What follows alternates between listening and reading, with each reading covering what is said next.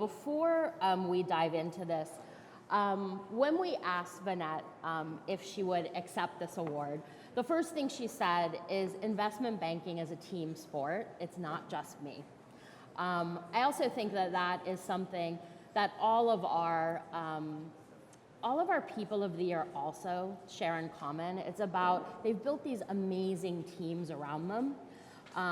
And we told her we'd love to give it to the team, but this is about you, Vennette. So we're really, really excited to have you. I think that in your interview with Carla, so if you guys haven't seen it, we already published it, but it's also in the magazine. You said that the funny thing is your mom looks at you and says, "I can't believe you're in the beauty industry." Can you share a little bit of how you landed as an investment banker, but also not just an investment banker? I sort of feel like you created almost a specialty in beauty investment banking. Absolutely. Well, thank you so much for having me, and thank you so much for this incredible honor. I'm so grateful to BeautyMatter and to Kelly and John for everything, and I'm trying not to cry because that would have been really awkward too. So thank you. I'm really just so flattered to be here. I think investment banking, I will say that I'm really an accidental investment banker. I never really expected to be in this, and 16-year-old me would be kind of horrified that this is what I do for a living, because investment banking has there's a lot of ideas about what it means and what it looks like. I think if you look in media, if you look over movies, look at all these things, there's very much, deals happen in smoking rooms with men in suits, and, if you're sort of know some young people who may have gone for investment banking interviews and such, there's this image of people just sitting around in high towers running numbers, and it's very unhumanistic, very cold, very all about the numbers. And I think the most incredible thing about investment banking at the end of the day is, at least the sort of types of deals that we do and the deals that we get involved in, it's essentially human at the end of the day. It is really all about businesses, brands. It's about heart, it's about passion, and it's about really how do you create value in lots of different ways. And so it's an incredible, incredible business. I got into this, my first job out of school was actually, I was a merchant at Bloomingdale's.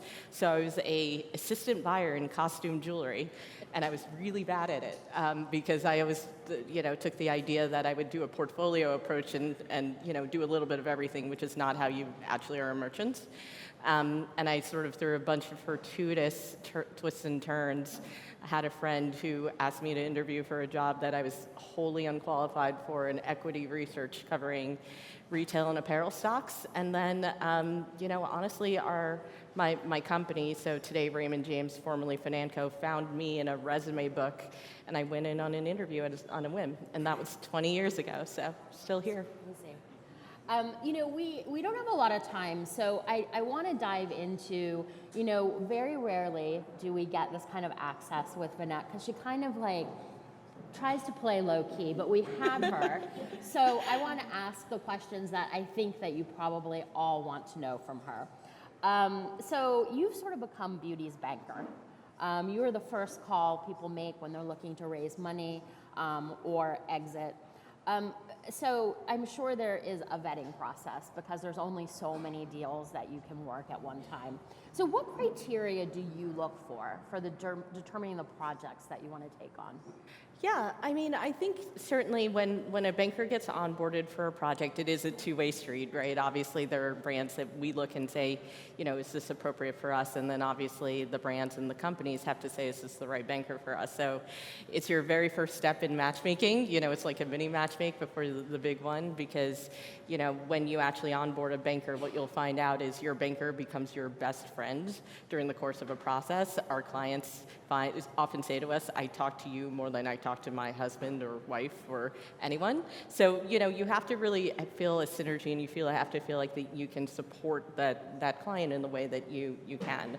I think certainly when we look at it, because our most precious commodity is our time, we have limited time, we can only take on certain deals, we really look at it and say, can we help this particular company? Can we help this brand? Do we sort of see a way that we can support this company in the way that they need to be supported? And do we have a way of sort of a vision and a viewpoint of how to position it, how to talk to buyers about the company, how to sort of illustrate it, because every company, there are good things, but there are also challenges. And we're very humble in the way that we know that there are some situations where we're maybe not the best networked people to do this kind of deal or that kind of situation. And so we always look at it with sort of stark honesty to ourselves and say, is this a business that we feel like we can support and help? Yeah. I also think that there must be, you have to have sort of an emotional connection. Yes. Or a feeling like we can work with these people, because it's emotionally charged for a lot of founders. Yeah. These are big moments in sort of their business's career. Yeah. And you're a storyteller as well, just a different kind of storyteller. Different kind of storyteller. I would say, the interesting about our practice versus a lot of banks is about 3/4 of the deals that we do have an active founder involved. That's pretty different versus a lot of different banks out there. And we're also unique in the sense that we do what we call small deals. So we'll help raise money for companies when they're raising probably on the low end about $20 million, but we'll also work with companies when they're looking to sell on the other end for billions of dollars, but also IPO them. So we have a big sort of remit at the end of the day. And a lot of it just starts with the heart of the founder and what is the founder's vision and all of it. We have a great track record of working with founders from when they're very small and getting to know people from when they're very small, even before we can take them on as clients, and then really supporting and tracking the company throughout time until they're ready for that big exit, which can be years, honestly. So I'm going to tackle the elephant in the room, which is, there's been a lot of deal flow chatter this year. On one end of the spectrum, it's been about how difficult fundraising has been. We've also seen a lot of closures, but businesses cyclical, where there were a lot of brands that launched when probably the bar was very low. It happens. And then on the other end of the spectrum, there's a lot of brands looking to exit. But we haven't seen a whole lot of deals happening. So I think everyone in the room wants to know what's going on. What's going on? Yeah, I would say that our view of what's happening is very similar to what you put through, and it's not surprising that there is a lot of chit chat about companies that have taken on bankers, that have started processes, that are interested in exiting. But you look on the other end, there's not that many that have gotten through on the other end. And I think that's a few different dynamics. I think this is a temporary moment that we're in right now. It's not a holistic commentary on the industry as a whole, but we're at a unique point in the market right now where when you look at the big strategics and the big players, there's a lot of shifts in management going on. There are people moving, there are CEOs being looked for, there's heads of divisions who have left. And every time that happens at a big company, it really causes a giant reset moment for all of the companies, and to wait to see who the new person is. Then they need time to understand their existing business, and then they might completely have a different view on M&A. So there's a huge amount of that going on right now. There's also a lot of public market activity with people going public, people going private. They're all sort of out there, and that also causes disruption in the market. So when you look at the strategic landscape, there's a huge chunk of companies that are right now not in a great position to do a deal, but it's all temporary from that perspective. I think on the other side, there certainly is, and it's you'll probably hear it today, a little bit of a slowdown on the consumer side as well, which is causing some nervousness about what to do. And so, again, I think we think a lot of it is temporary. We have an election overhang going on. We have a lot of sort of consumer what's going on overall. But inherently, the beauty industry and the wellness industry is tremendous. This is an industry that over 24 years has outpaced the S&P. And at the end of the day, is continually grows and is continually finding new ways to grow.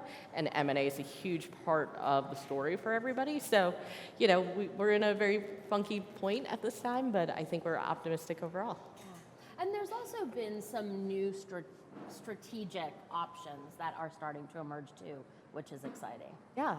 It's, you look at the landscape of what has happened in the last 15 to 20 years in beauty, and it's been really, really fascinating. I think when you look back in the early 2000s, you were kind of like, okay, I've got Estee Lauder, I've got L'Oreal, I've got Shiseido, and that's about it.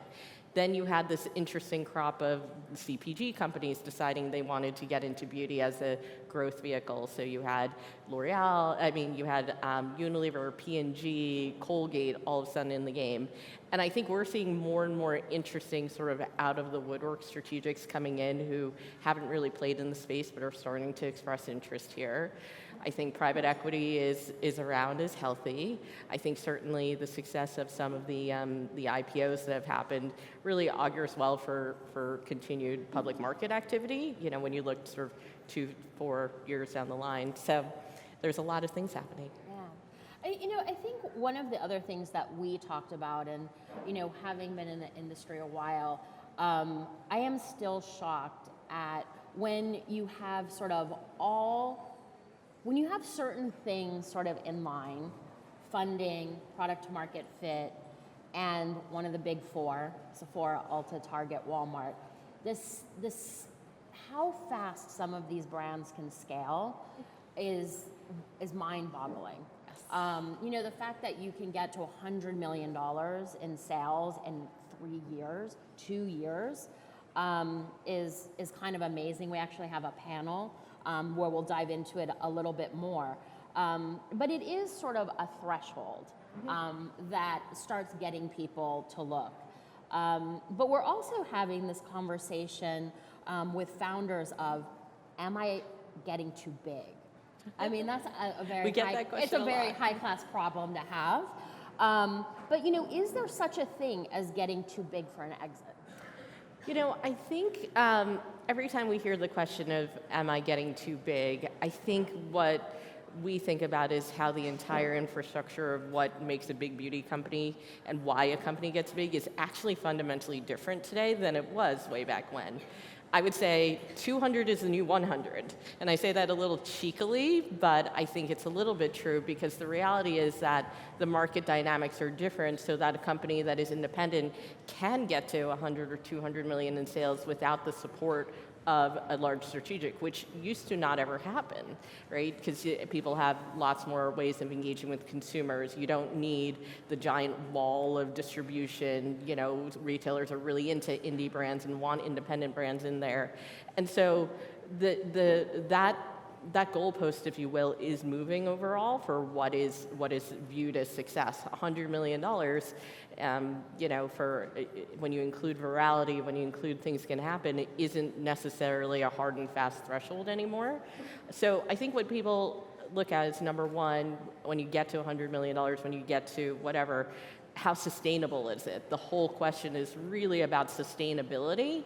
And there's a great thing about getting to 100 million fast, but it's like, okay, where do you go from there? And does it sustain? And what's the repeat? And a lot of people are on the sidelines also now because they're looking at businesses that have grown really fast, and they're like, okay, let's see 1 more year or 2 more years and see if it continues to grow from there. The second thing I would say is that if you consider that the new, let's pretend 200 is the new 100, it means that the deals are just going to have to get bigger because it just means that there are a lot of independent brands that are getting to a scale that are interesting, but I think how do you sort of differentiate and how do you go from there? The deals by definition are going to get bigger. I think we expect to see bigger deals happening from strategics because the strategics are really interested in moving the needle. So we don't think the too big 100 million thing is a real thing. I think it's interesting because we're having that conversation, sort of, the size of these brands and are we too big? But a lot of those brands were also venture-backed, which in the past 10 years, that was a whole new variable in how businesses were scaling. But now it also feels like the pendulum is sort of shifting a little bit as well.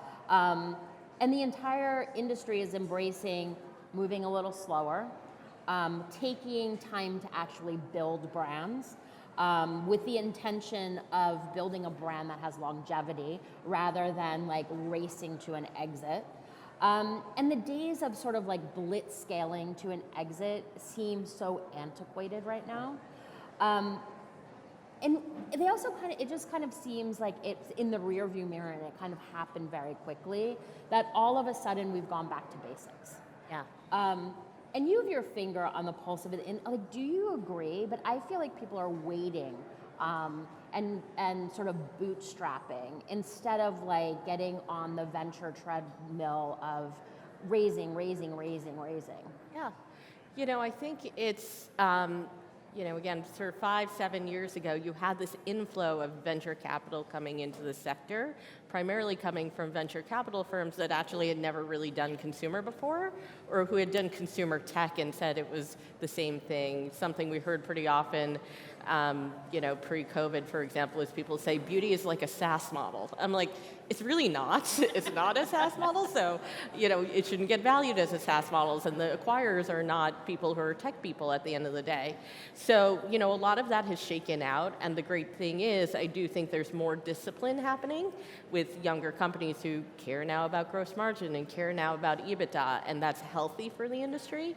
I also think that there's been an upcrop of sort of early stage VC companies that actually understand consumer. Some of them have been founded by ex-private equity people, some of them have been founded by industry people, and so they're bringing resources to bear at a smaller age where they sort of know and how to steer the companies in terms of prioritizing things like cash flow and profitability versus just plain growth. So I have one more question, and then we're going to open it up for some questions to the audience. The current influx or the current landscape of the beauty industry is like this constant influx of digital platforms. Online virality has become sort of kind of a blessing and a curse because you cannot control it. It can create havoc in a business, but it's really great for your bank account, at least temporarily. And you also have sort of the merging of categories happening. I think wellness has fully merged into beauty, and I also feel like now beauty is creeping into even sort of health and women's health specifically. You told Carla in the interview that the old structures of what beauty is, how we buy it, and how the consumer engages are collapsing as we speak. It's going to force a lot of people to think differently in terms of their strategy of both how they're structured and also what counts as beauty. Can you unpack that a little bit? Because it's really interesting.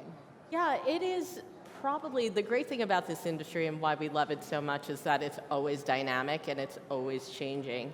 And I think today when you look at it, it's quite interesting to look at a brand, and when you think about what brands used to be, it's like, I am a prestige skincare brand, I am a mass hair care brand.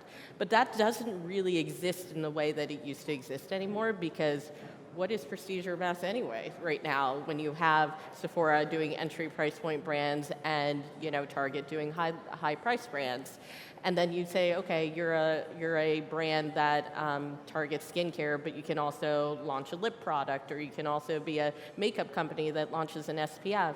And then when you think about new sectors that are being sold in beauty retailers, like sexual wellness, feminine health, oral care, all of these things, everything is holistic, and that's not even getting into what's happening in aesthetics. Yeah. And you have, L'Oreal taking a stake in the Galderma and what's happening on the more medical pharma side of things.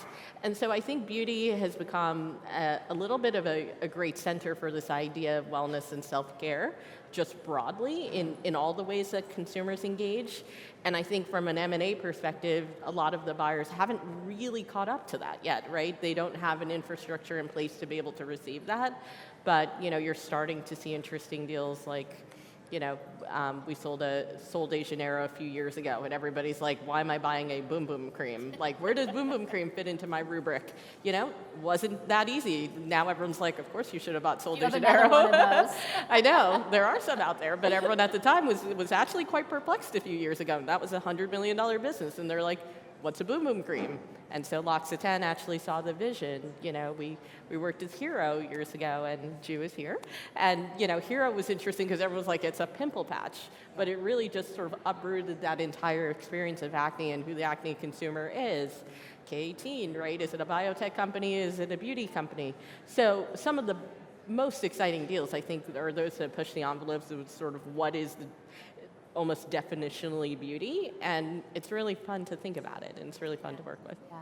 So I want to open it up to questions. Do we have some mics somewhere? Okay. Anyone have of course, Danessa, you have a question. So Danessa in the front has a question. No, I love it. I can always count on you for a question. I love you. Hi, how are you? Good. This is pretty awesome because I hear so much about you. So thank you for just being the human that you are, because everybody has so many lovely things to say. So I had a question about assortment, product assortment, and pipe, and how you look at that. Because I see there's lots of brands that maybe they have like one SKU that's like a runaway train, and they've been able to, transact. How do you look at like SKU assortment? Like, what is the kind of balance that you look at, with a brand? Does complexion weigh more for you than color? I'm just curious, like, from your perspective, like, what feels good and has the longest legs, or does it matter? Yeah. I think when we see, there's a little bit of interesting pattern recognition when you look at brands. And most brands that are super capital efficient and done well usually has some kind of iconic hero product, or really is an easy entry point for consumers to come into the brand. It's really an acquisition tool, and it really lowers the cost, if you want to talk in D2C terms, of customer acquisition into the brand, and you can count on it for being repeatable, and it's really efficient marketing. And then from there, you hope that that consumer comes in and into the journey and buys other things at the end of the day. I think there's always a push-pull, because the retailers are always like new. They always want you to like launch a zillion SKUs and all these things. But I think the reality is it's figuring out what you're best at, and actually trying to keep it as narrow and efficient as you can, versus trying to get into everything all at once. And I do think there is a little bit of a mental hierarchy, honestly, in some of beauty areas. Like, I do think complexion is closer to has generally been viewed as higher multiple than something like lip or eye, because of the idea of repeatability. At the end of the day, all the multiples are really driven by consumption and repeat. So it's really about like, how do you get your brand to be a place where there's a good consumption and repeat, and having consistent mainstay franchises or consistent mainstay SKUs is a way of doing that. So. Anybody else? Okay. We've got two back here. We're coming with the mic.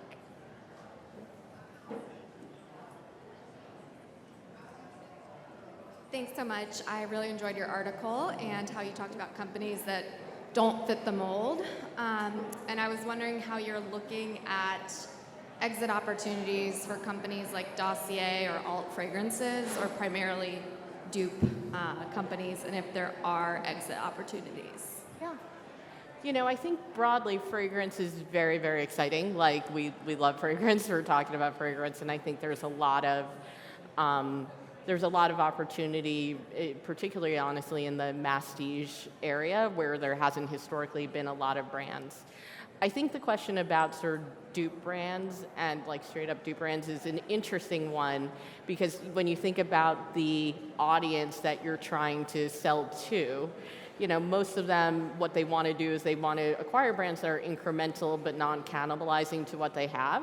And they get a little bit wary, they don't want to start an internal fight with, we bought something that is straight up dupe of something else in our portfolio. They just sort of don't want to work on that.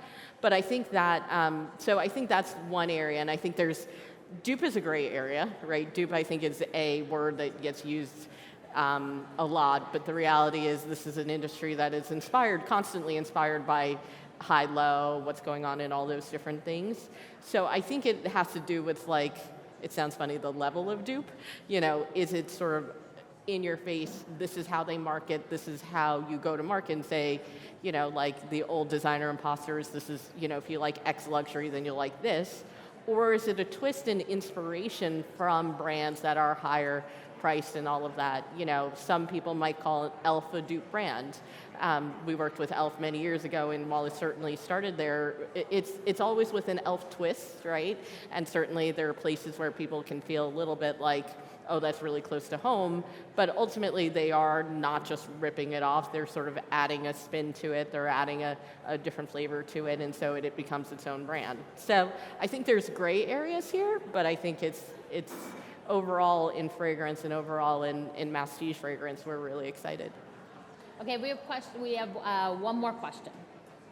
When you were mentioning that beauty is becoming more of this center of self-care and wellness, and skincare brands that are launching into lip care and makeup brands launching into SPF, when you're consulting your clients that are looking to move into a different segment that they haven't operated in before, what are some of the characteristics you look for to see if they'll be successful or have a right to win in a new space? Yeah.